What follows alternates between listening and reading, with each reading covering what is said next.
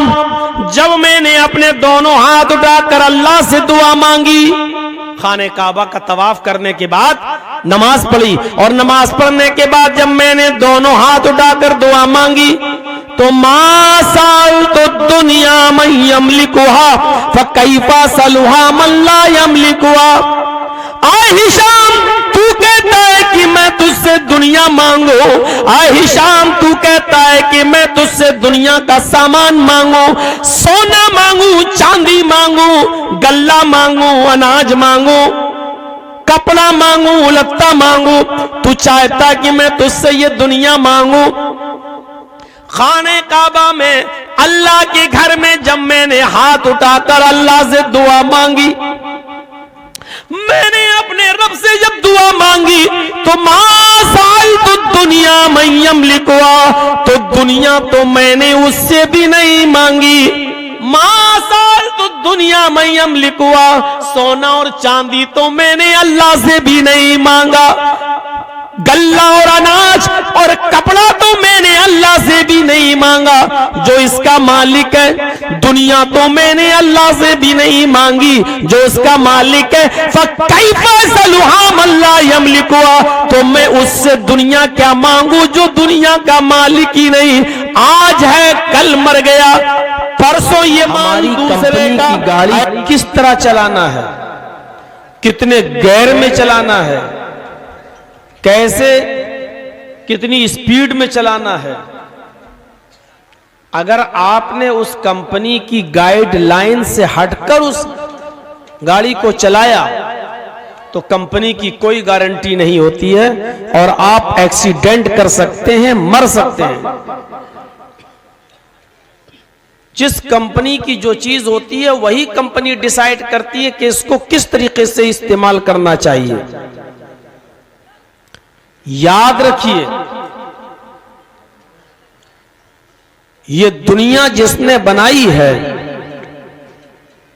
उसी बनाने वाले ने ये बताया है कि इस दुनिया को कैसे चलाना है। ये दुनिया तुम्हारे लिए कब फायदेमंद होगी और कब ये दुनिया तुम्हारे लिए नुकसानदेह होगी। अगर दुनिया को दुनिया बनाने वाले के तरीके पर, उसके बताई हुई गाइडलाइन पर अगर आपने चलाया तो हम और आप कामयाब, और इस दुनिया में हम इस दुनिया के बनाने वाले की बनाई हुई गाइडलाइन के खिलाफ चलते हैं और चलाते हैं तो यही दुनिया हमारे लिए बाइस अज़ाब और खतरनाक। वरना दुनिया फायदे की चीज भी है और दुनिया नुकसान की चीज भी है। दुनिया में हमको रहकर दुनिया हासिल भी करना है और दुनिया से इतना दिल भी नहीं लगाना है कि हम दुनिया को अपने सर पर बिठा लें। दोनों चीजों को आज समझने की कोशिश कीजिएगा मेरी तकरीर में। दुनिया के बगैर आप रह भी नहीं सकते, लेकिन दुनिया को इतना ज्यादा प्यार भी मत कीजिए और दुनिया से इतना ज्यादा दिल भी मत लगाइए कि इस दुनिया के आप गुलाम बन जाओ और दुनिया को अपने सर पर बिठा लो।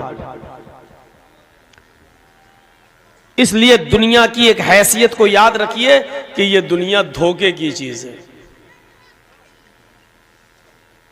कुरान करीम की चंद आयतें मैं आपके सामने पढ़ूंगा। पहले एक आयत पढ़ रहा हूं, इस आयत को उठाइए और देखिए इस आयत के अंदर अल्लाह रब्बुल आलमीन ने क्या फरमाया। या अय्युहन्नास इन्ना वअदल्लाहि हक़्क़ुन फला तग़ुर्रन्नकुमुल हयातुद दुनिया वला यग़ुर्रन्नकुम बिल्लाहिल गरूर। ऐ लोगों, इन्ना वअदल्लाहि हक़्क़ुन, अल्लाह का वादा बरहक है, अल्लाह का वादा सच्चा है।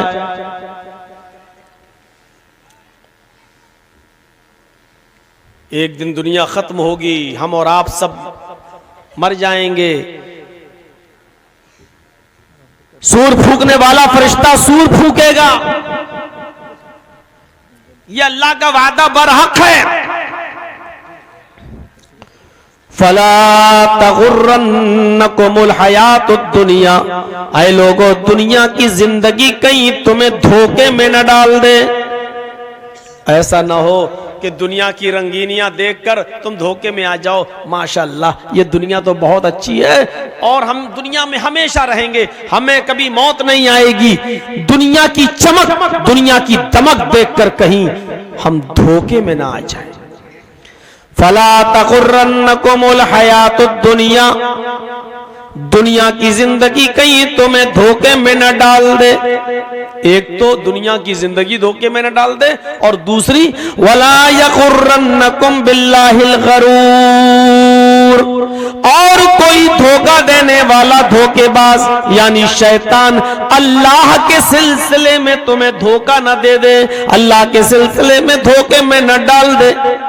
पता नहीं अल्लाह है भी कि नहीं है, तो इतने लोग गुनाह करते हैं, फौरन इनके ऊपर अजाब नाजिल क्यों नहीं होता? अल्लाह के सिलसिले में कहीं शैतान तुम्हें धोखे में न डाल दे। कुरान की इस आयत ने दो चीजें बताई, एक तो ये कि दुनिया की जिंदगी कहीं तुम्हें धोखे में न डाल दे, और दूसरा ये कि धोखा देने वाला यानी शैतान कहीं अल्लाह के बारे में तुम्हें धोखे में न डाल दे। कभी कभी दुनिया की चमक और दमक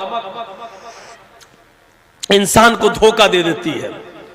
इंसान समझता है कि बहुत अच्छी हमारी कमाई चल रही है, बहुत अच्छा हमारा बिजनेस चल रहा है, बहुत अच्छी हमारी आमदनी हो रही है और ये हमेशा चलती रहेगी। अचानक कारोबार करने के लिए गया, पार्टी ने फोन किया, 1-2 लाख रुपए लेने गया, खुश, अपनी बीवी को बोला अभी आता हूं, शाम को शॉपिंग कराऊंगा, अपने बच्चों से बोल के गया, बच्चों होटल में खाना खिलाने ले जाऊंगा।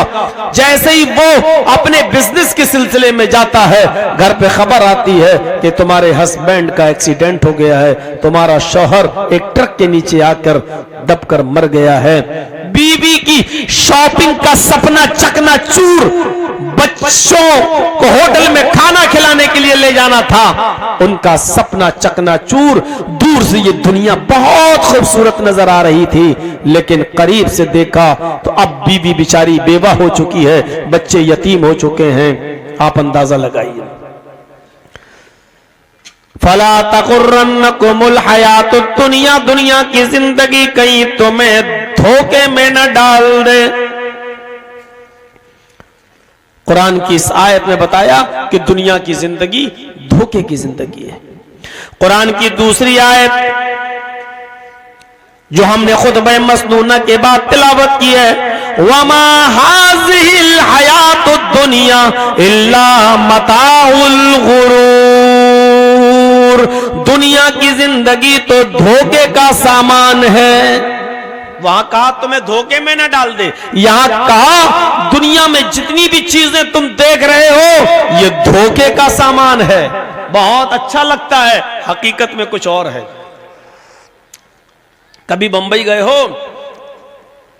नहीं गए हो तो जाइएगा, और जब जाओ तो समंदर का इलाका घूमने के लिए जाइएगा, जुहू चौपाटी वगैरह। 1 किलोमीटर 1.5 किलोमीटर की दूरी पर जब आप समंदर से दूर होंगे, तब आप दूर से देखिएगा समंदर के इर्द गिर्द पड़ी हुई बालू, समंदर के गिर्द इर्द पड़ी हुई रेत, आपको दूर से पानी नजर आएगी। आपको लगेगा ये समंदर है, जबकि वो रेत है, लेकिन वो बालू, वो रेत भी आपको पानी नजर आएगा। जब आप करीब जाकर देखेंगे तो आपको पता चलेगा जो चीज हमें दूर से पानी नजर आ रही थी वो तो बालू है, जो चीज हमें दूर से रेत बालू पानी नजर आ रही थी वो तो रेत है। जो चीज तुम्हें दूर से पानी नजर आ रही है, करीब आकर देखा तो वो बालू निकला। जो चीज हमें और आपको दुनिया में बड़ी अच्छी नजर आई, करीब जाकर देखा तो वो बड़ी रद्दी निकली, बड़ी बोखस निकली, बड़ी बेकार निकली। ये दुनिया की हैसियत है, ये दुनिया की, मेरे भाइयों, एक दुनिया है ये दुनिया। वमा हाज़िल हयातुद दुनिया इल्ला मताउल गुरूर, दुनिया की जिंदगी तो महज धोखे की जिंदगी है। धोखा देती है। इसलिए इस दुनिया में उतना ही कमाओ जितनी जरूरत है, इस दुनिया को उतना ही हासिल करो जितनी जरूरत है। मैं ये नहीं कह रहा हूं कि दुनिया धोखे की चीज है तो पूरी तरह छोड़ दो, छोड़ भी नहीं सकते हो। कैसे छोड़ दोगे? इस दुनिया में अल्लाह ने हमें और आपको पैदा किया, तो इस दुनिया को कैसे छोड़ा जा सकता है? नहीं छोड़ सकते। लेकिन दुनिया को उतना ही हासिल करो जितनी जरूरत है। अल्लाह ताला ने ये नहीं कहा कि दुनिया छोड़कर तुम चले जाओ। अल्लाह ने कहा मेरे बंदो, उड़ते बैठते लेटते सोते जागते खाते पीते चलते फिरते तुम ये दुआ मांगते रहो, उसमें दुनिया भी मांगो। रब्बना आतिना फिद दुनिया हसनतौ व फिल आखिरति हसनतौ व क़िना अज़ाबन्नार। अल्लाह ने ये कहा ही नहीं कि दुनिया छोड़ दो, अल्लाह ने कहा दुनिया मांगो। लेकिन क्या मांगो दुनिया में? दुनिया में क्या मांगो? रब्बना आतिना फिद दुनिया हसना, आए हमारे रब दुनिया में जो तूने खूबियां उतारी, जो तूने भलाइयां उतारी, जो तूने अच्छाइयां उतारी, वो तू हमें अता फरमा। हलाल रोजी अता फरमा, हलाल औलाद अता फरमा, हलाल बीवी अता फरमा, हलाल कारोबार अता फरमा। ऐ अल्लाह दुनिया में जो हलाल चीजें वो तू हमें अता फरमा। ये दुनिया की अच्छाइयां हैं। रब्बना आतिना फिद दुनिया हसना, दुनिया में जो खूबियां हैं जो भलाइयां हैं तू वो मुझे अता फरमा। वफिल आखिरति हसना, और आखिरत के अंदर भी हसनात यानी अच्छाइयां हमें अता फरमा। पता चला दुनिया में भी दो चीजें हैं, एक अच्छी और बुरी, और आखिरत में भी दो चीजें हैं, एक अच्छी और एक बुरी। दुनिया की अच्छाइयां क्या हैं? अगर आप जायज तरीके से शादी करते हैं तो आपकी बीवी बेहतर, आप बीवी से जो बच्चे पैदा हो रहे हैं वो बच्चे हलाल, आप जो मेहनत करके मजदूरी करके रोजी कमा रहे हैं वो रिस्क हलाल, आप हराम से दूर हैं। आए अल्लाह दुनिया में जो खूबियां जो भलाइयां तूने उतारी हैं वो तू हमें अता फरमा, तो दुनिया की बुराइयों से भी तू हमें महफूज फरमा दे। आप लोगों को तो मालूम है ना कि मैंने यूट्यूब चैनल वालों को बैंड कर दिया है, फिर भी आप लोग बना ही रहे हैं। मानते तो है नहीं आप हमारी बात, और अपनी हरकत से बाज भी नहीं आते हैं। चलिए ठीक है, आज बना लो, परमिशन है, लेकिन आज के बाद फिर नहीं, क्योंकि मैं देख रहा हूं थंबनेल अभी तक गलत बन रहे हैं, मैं देख रहा हूं अभी तक सब कुछ हो रहा है।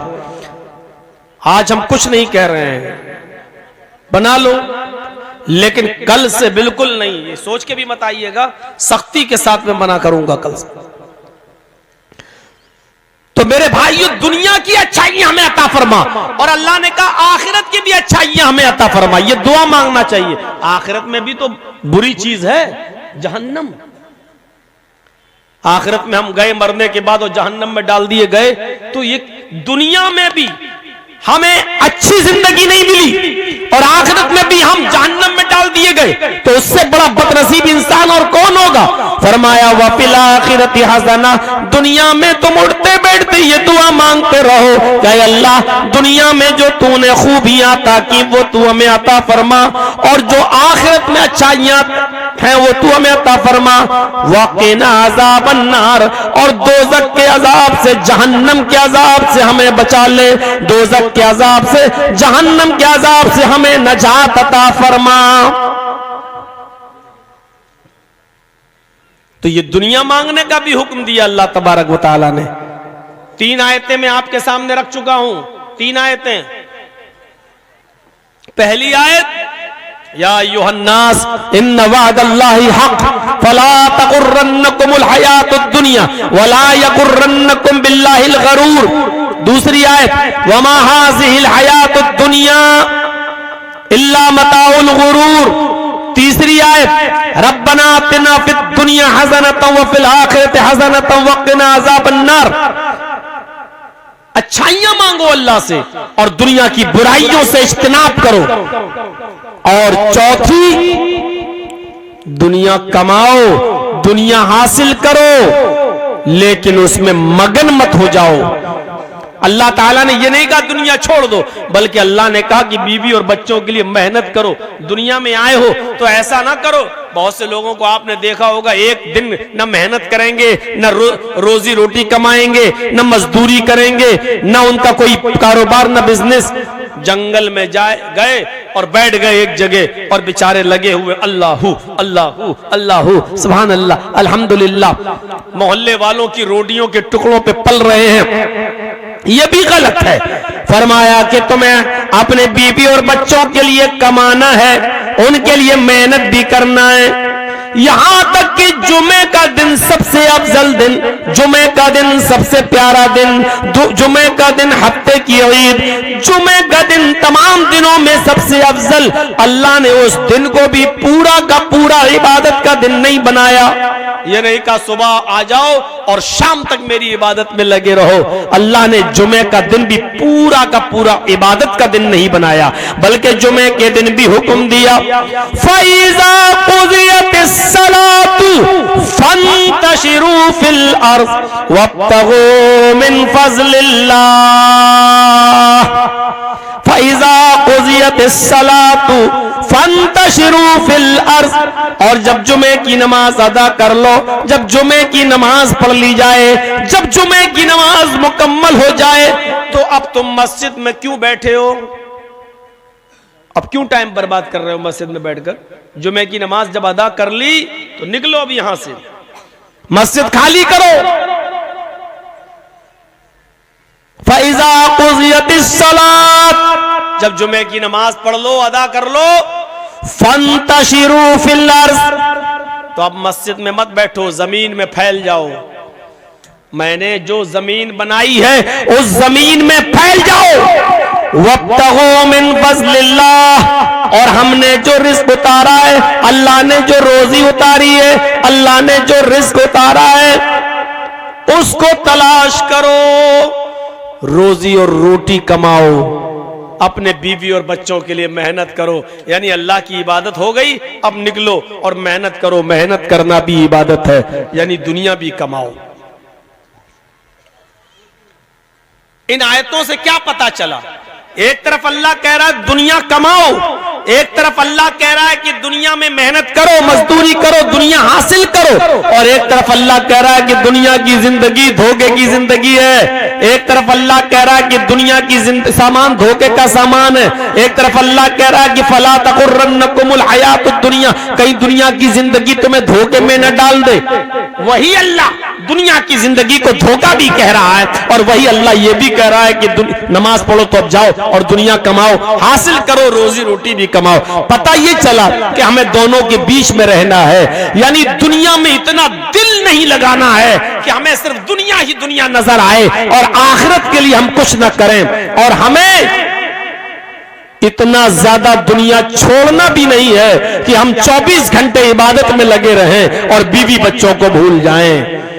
बीच में हमें रहना है, बीच का रास्ता अख्तियार करना है। मेरे प्यारे साथियों, हजरत उमर फारूक के पोते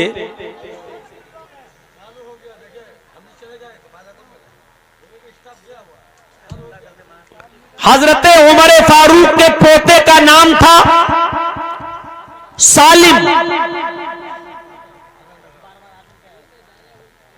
हजरत उमर फारूक का एक बेटा था अब्दुल्ला, और अब्दुल्ला का बेटा था सालिम। तो उमर फारूक का कौन हुआ? वो पोता। ए भैया यहां सामने बोल रहे हो यार, या तो पर्दा जलाओ या फिर बैठो तो खामोश रहो। यहां कोई आदमी आपको पूरा पैसा दे रहा है तो काम तो पूरा लेगा ना।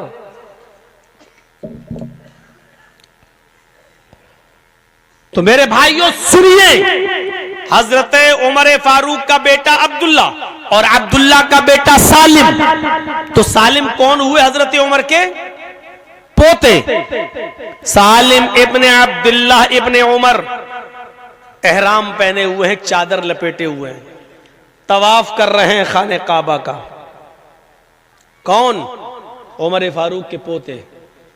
और उनके एहराम में पैबंद लगा हुआ है। पैबंद समझते हैं? जोड़, इधर से फटा इधर से सिला हुआ, इधर से फटा इधर से सिला हुआ, इधर से फटा इधर से सिला हुआ, जोड़ लगा हुआ, पैबंद लगा हुआ, एहराम पहने हुए हैं और उसी में तवाफ कर रहे हैं उमर के पोते।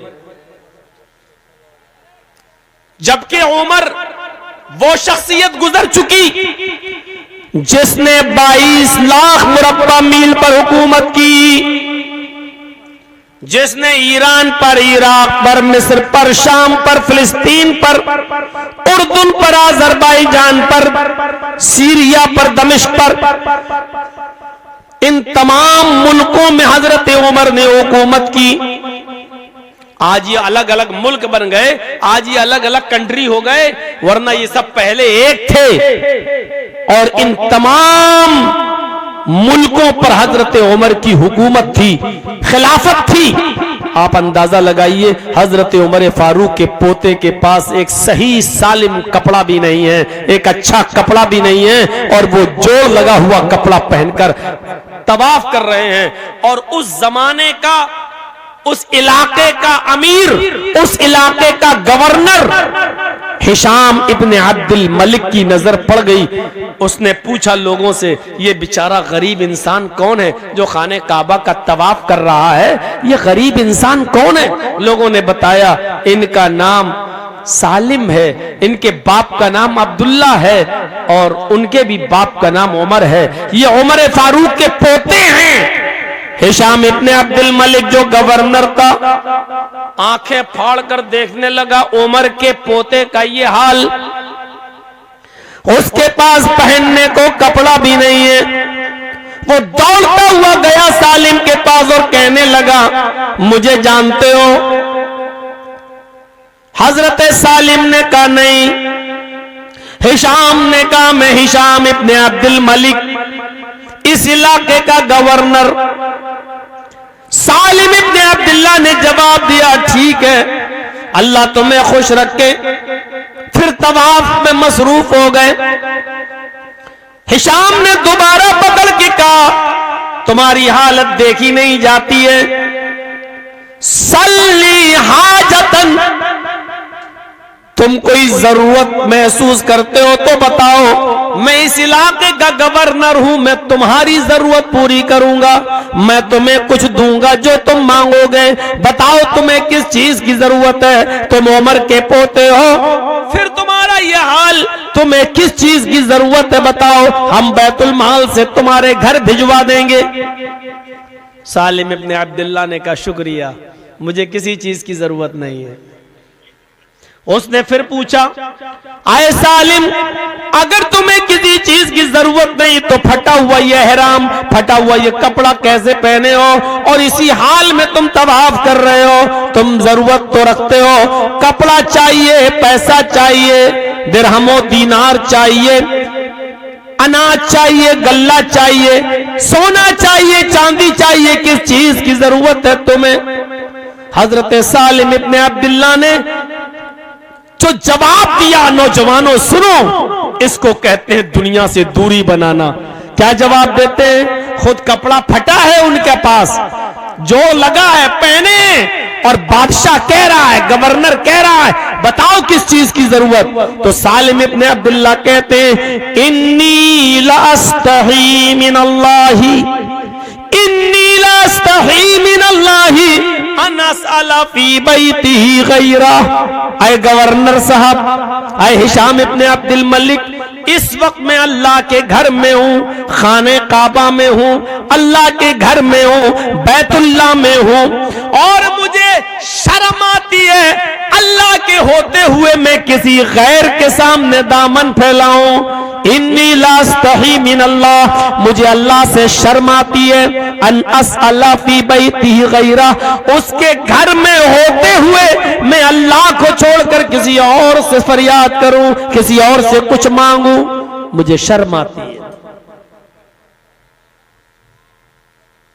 तौहीद भी देख लीजिए, बादशाह जिंदा है, गवर्नर जिंदा है, फिर भी क्या कह रहे हैं, अल्लाह के घर में होते हुए किसी गैर से मांगने में हमें शर्म आती है, नहीं चाहिए मुझे तुमसे कुछ। अच्छा, अल्लाह के घर में शर्म आती है किसी गैर के सामने दामन फैलाने में। बादशाह को थोड़ा बुरा लगा, हिशाम इब्न अब्दुल मलिक को, गवर्नर को थोड़ा बुरा लगा। वो इंतजार करने लगा जब सालिम इब्न अब्दुल्ला ने 7 चक्कर पूरे किए, 2 रकात नफिल नमाज पढ़ी, दोनों हाथ उठाकर अल्लाह से दुआ मांगी और चल दिए।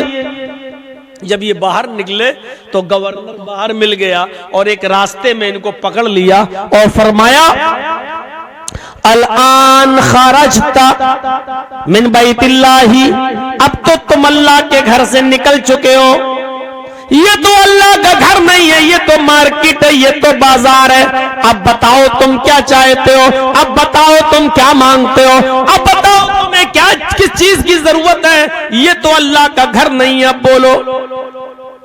सालिम इब्न अब्दुल्ला समझ गए ये कमीना मानेगा नहीं, बार बार कह रहा है अल्लाह के घर में शर्म आ रही थी, ये तो अल्लाह का घर नहीं है, ये तो बाजार है, बताओ किस चीज की जरूरत। ये हाथ धोकर नहीं, नहा धोकर मेरे पीछे पड़ गया है। तो फरमाया, अच्छा ये बताओ तुम मेरी क्या मदद कर दूं, क्या देना चाहते हो तुम, मेरी आखिरत की जरूरत पूरी करना चाहते हो या दुनिया की। हिशाम इब्न अब्दुल मलिक ने, गवर्नर ने कहा, अरे आखिरत की जिंदगी कौन, अरे वो उसकी जरूरत कौन पूरी कर सकता है। अल्लाह के नबी अपनी बेटी तक से कहते हैं कि मेरी बेटी फातिमा अमल कर, बगैर अमल के इस दुनिया से गई तो तेरा बाप मोहम्मद रसूल होकर भी तुझे अल्लाह के अजाब से नहीं बचा सकता। आए मेरी बेटी अमल कर, इन्नी ला उगनी अन्की मिनल्लाहि शैया, कयामत के दिन तेरा बाप तेरे कोई काम नहीं आएगा। तो आए सालिम, कयामत के दिन तो कोई किसी के काम नहीं आएगा। मैं आखिरत की जरूरत पूरी नहीं कर सकता, मुझसे दुनिया मांगो। दुनिया में क्या चाहिए तुम्हें, सोना चांदी गल्ला अनाज कपड़ा, क्या चाहिए। सालिम इब्न अब्दुल्ला ने जवाब दिया, ओ तो तुम ये कहते हो कि मैं तुमसे दुनिया का मुतालबा करूं। आए हिशाम, जब मैंने अपने दोनों हाथ उठाकर अल्लाह से दुआ मांगी, खाने काबा का तवाफ करने के बाद नमाज पढ़ी और नमाज पढ़ने के बाद जब मैंने दोनों हाथ उठाकर दुआ मांगी तो मा साल तो दुनिया में यमलिकुहा फकैफा सलुहा मन ला यमलिकुहा। आए हिशाम, तू कहता है कि मैं तुझसे दुनिया मांगू, आए हिशाम तू कहता है कि मैं तुझसे दुनिया का सामान मांगू, सोना मांगू, चांदी मांगू, गल्ला मांगू, अनाज मांगू, कपड़ा मांगू, लत्ता मांगू, तू चाहता कि मैं तुझसे ये दुनिया मांगू। खाने काबा में अल्लाह के घर में जब मैंने हाथ उठाकर अल्लाह से दुआ मांगी, मैंने अपने रब से जब दुआ मांगी तो मासाल तो दुनिया में यमलिकुहा, तो दुनिया तो मैंने उससे भी नहीं मांगी। मासाल तो दुनिया में यमलिकुहा, सोना और चांदी तो मैंने अल्लाह से भी नहीं मांगा। गल्ला और अनाज और कपड़ा तो मैंने अल्लाह से भी नहीं मांगा, जो इसका मालिक है। दुनिया तो मैंने अल्लाह से भी नहीं मांगी, जो इसका मालिक है। फकैफा सलुहा मन ला यमलिकुहा, तो मैं उससे दुनिया क्या मांगू जो दुनिया का मालिक ही नहीं। आज है कल मर गया, परसों ये माल दूसरे का।